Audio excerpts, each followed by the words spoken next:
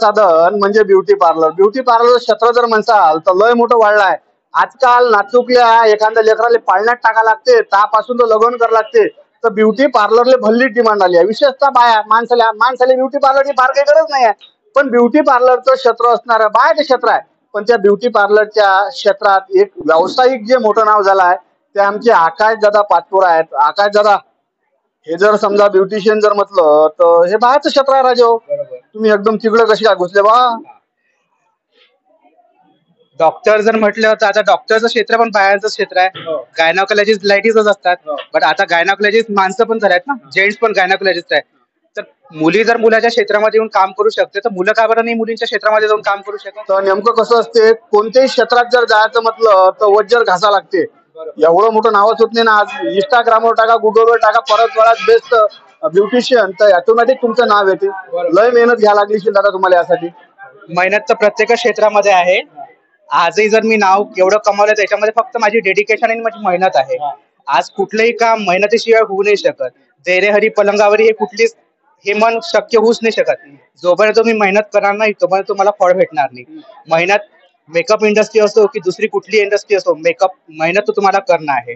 आणि आज जर आपण फिल्म इंडस्ट्री बघत असेल तर फिल्म इंडस्ट्रीमध्ये 99% मेकअप आर्टिस्ट हे माणसंच आहेत, बाया नाही आहेत. कारण तिथे असा इश्यू असते की बाहेर जाऊन वर्क करावं लागते, डे नाईट शिफ्ट असतात, तर तिथे लेडीजचा ऍडजस्टमेंट होऊ नाही शकत, तर तिथे माणसंच आहे. तर इंडस्ट्री अख्खी इंडस्ट्री मेल मेकअप आर्टिस्ट वर चालतात, तर मग ब्रायडल मेकअप आर्टिस्ट मेल का नाही असू शकत? है ना. आव्हानं या क्षेत्रामध्ये भरपूर आहे, प्लस कॉम्पिटिशन पण भरपूर आहे. पण तुमचं वेगळं अस्तित्व तुम्हाला निर्माण करायला लागेल, तेव्हाच तुम्ही प्रत्येक आव्हानाला सामोरे जाऊ शकाल. तर तुम्ही सांगितलं की या क्षेत्रात ब्युटी पार्लर क्षेत्रात भल्ली बॉम्ब आजकाल डिमांड आहे. तर समजा आपला व्हिडिओ पाहिला, तुमची मुलाखत पाहिली आणि काही जर पोट्टेले असं वाटलं की आता बा तसंच तर लग्न जर पोरोची होऊन येत राहिले, या क्षेत्रात उतरून जर त्याला एखादा व्यवसाय उभा करत असेल तर काही मार्गदर्शन भेटेल का तुमच्या ऐकून? नक्कीच भेटेल. बघा, मेकअप हे एक आर्ट आहे आणि जोपर्यंत तुम्हाला स्वतः या फील्डमध्ये इंटरेस्ट नसणार आहे तोपर्यंत तुम्ही काम करू शकत नाही.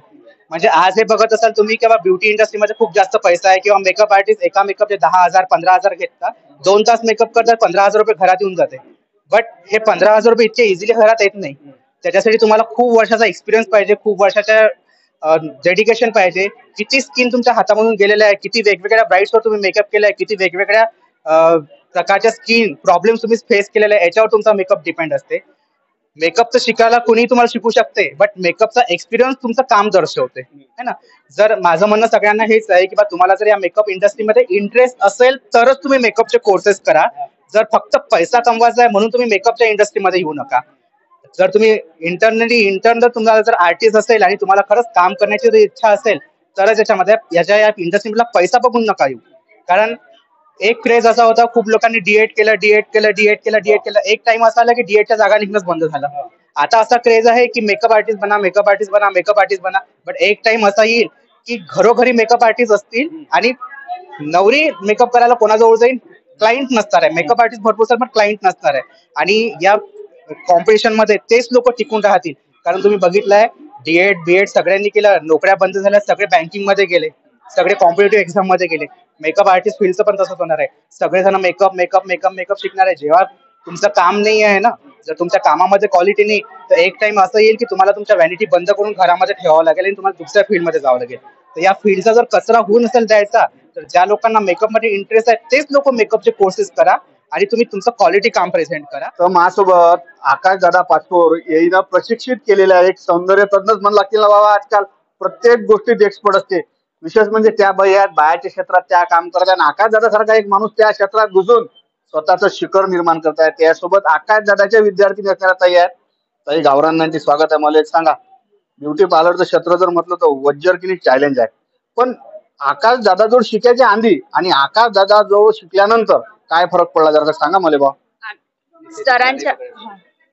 सरांच्या जवळ शिकायच्या आधी आम्हाला एकदम नॉर्मल मेकअप येत होते, पण सरांच्या जवळ शिकून एकदम प्रोफेशनल आम्ही बनलो आहोत. आणि आम्ही आमच्या मागे एक डिग्री पण लावलेली आहे मेकअप आर्टिस्ट म्हणून. हा सगळा आमचं म्हणजे सरांना श्रेय जाते. आमच्या सरांनी आम्हाला खूप, पहिली बॅच होती, खूप सुंदर शिकवलं आणि आमचे हे गुरु आहेत आणि शेवटपर्यंत असेच राहतील. म्हणून मेकअप मध्ये अपडेट भरपूर झालं, नवीन सरांनी शिकवलेलं हेच नवीन आहे, फक्त वेगवेगळ्या आता ट्रिक्स निघाल्या. पण आम्ही त्याच मेकअपवर अजूनही पैसा कमावत आहोत भरपूर.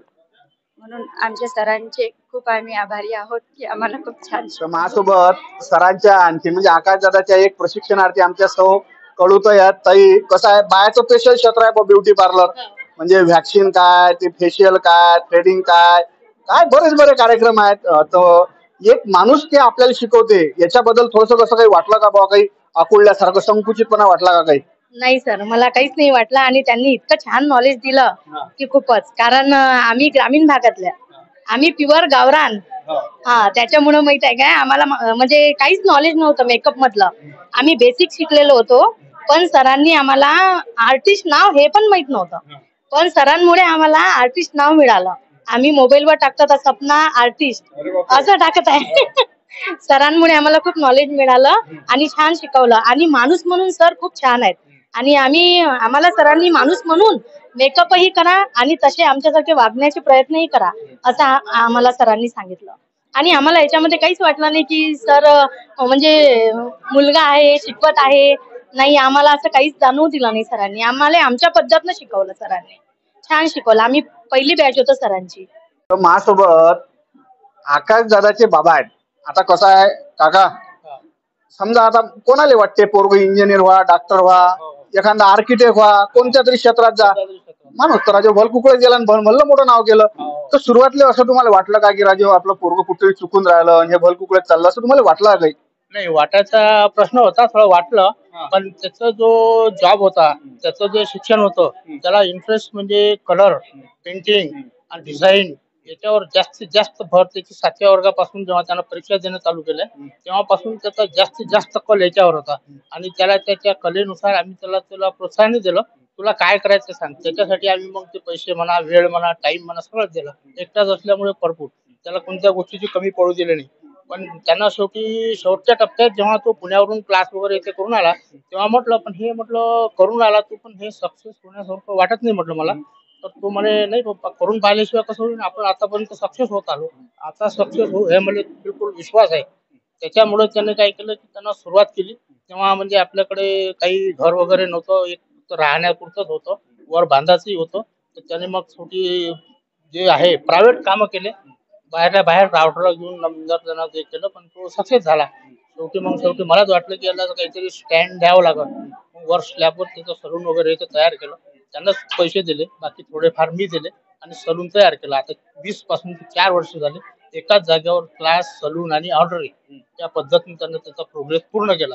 आता जेव्हा मी 30 वर्षापर्यंत जेव्हा जेवढे कमाई केली नाही तेवढी त्यांना समजा 10 वर्षात पूर्ण कमाई करून टाकली. त्याच्यामुळे त्याच्यावर पूर्ण असा विश्वास झाला की हा सक्सेसफुल आणि बिलकुल दृढ निश्चय माणूस आहे.